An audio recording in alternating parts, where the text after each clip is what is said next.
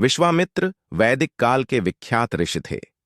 उनके ही काल में ऋषि वशिष्ठ थे, जिसने उनकी अड़ी चलती रहती थी। अड़ी अर्थात प्रतिद्वंद्विता। विश्वामित्र के जीवन के प्रसंगों में मेनका और त्रिशंकु का प्रसंग भी बड़ा ही महत्वपूर्ण है। प्रजापति के पुत्र कुश, कुश के पुत्र कुशनाभ और कुशनाभ के पुत्र राजा गाधी थे। विश्वामित्र जी उन्हीं गाधी के पुत्र थे। ऋषि होने के पूर्व विश्वामित्र राजा थे और ऋषि वशिष्ठ से कामधेनु गाय को हड़पने के लिए उन्होंने युद्ध किया था, लेकिन वे हार गए। इस हार ने ही उन्हें घोर तपस्या के लिए प्रेरित किया। विश्वामित्र ने अपनी तपस्या के बल पर त्रिशंकु को सशरीर स्वर्ग भेज दिया था। इस तरह ऋषि विश्वामित्र के असंख्य किस्से हैं। विश्वामित्र की तपस्या और मेनका द्वारा उनकी तपस्या भंग करने की कथा जगत प्रसिद्ध है। माना जाता है कि हरिद्वार में आज जहां शांति कुंज है, उसी स्थान पर विश्वामित्र ने घोर तपस्या करके इंद्र से रुष्ट होकर एक अलग ही स्वर्गलोक की रचना कर दी थी।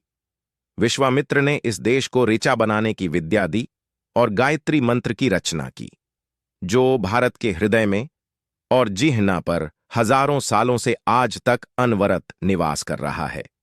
राम और लक्ष्मण ने गुरु महर्षि विश्वामित्र का आश्रम बक्सर, बिहार में स्थित था। इस स्थान को गंगा सरयू संगम के निकट बताया गया है। विश्वामित्र के आश्रम को सिद्धाश्रम भी कहा जाता था।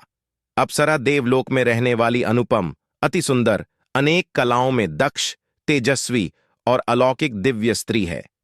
वेद और पुराणों में उल्लेख मिलता है कि देवी, परी, अप्सरा, यक्षिणी, इंद्राणी और पिशाचिनी आदि कई प्रकार की स्त्रियां हुआ करती थीं। उनमें अप्सराओं को सबसे सुंदर और जादुई शक्ति से संपन्न माना जाता है। मेनका स्वर्ग की सबसे सुंदर अप्सरा थी। महान तपस्वी ऋषि विश्वामित्र ने नए स्वर्ग के निर्माण के लिए जब तपस्या शुरू की तो उनके तप से देवराज इंद्र ने घबराकर उनकी तपस्या भंग करने के लिए मेनका को भेजा। मेनका ने अपने रूप और सौंदर्य से तपस्या में लीन विश्वामित्र का तप भंग कर दिया। विश्वामित्र सब कुछ छोड़कर मेनका के ही प्रेम में डूब गए। उन्होंने मेनका के साथ सहवास किया।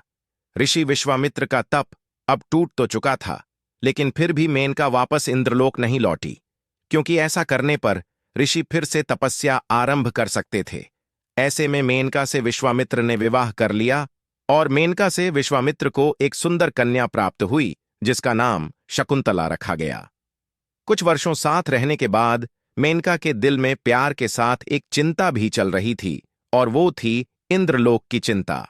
वह जानती थी कि उसकी अनुपस्थिति में अप्सरा उर्वशी, रंभा आदि इंद्रलोक में आनंद उठा रही होंगी।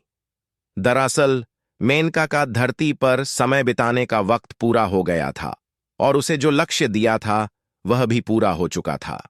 इसीलिए मेनका अपने पति और बेटी को छोड़कर पुण्य इंद्रलोक चली गई थी। जब शकुंतला छोटी थी तभी एक दिन मेनका उसे और विश्वामित्र को छोड़कर फिर से इंद्रलोक चली गई। मेनका के छोड़कर चले जाने के बाद शकुंतला का लालन पालन और शिक्षा दीक्षा ऋषिकण्व ने किया था, इसलिए वे उसके धर्मपिता थे। इसी पुत्री का आगे चलकर सम्राट दुष्यंत से प्रेम विवाह हुआ, जिनसे उन्हें पुत्र की प्राप्ति हुई। यही पुत्र राजा भरत थे। पुरुवंश के राजा दुष्यंत और शकुंतला के पुत्र भरत की गणना महाभारत में वर्णित 16 सर्वश्रेष्ठ राजाओं में होती है।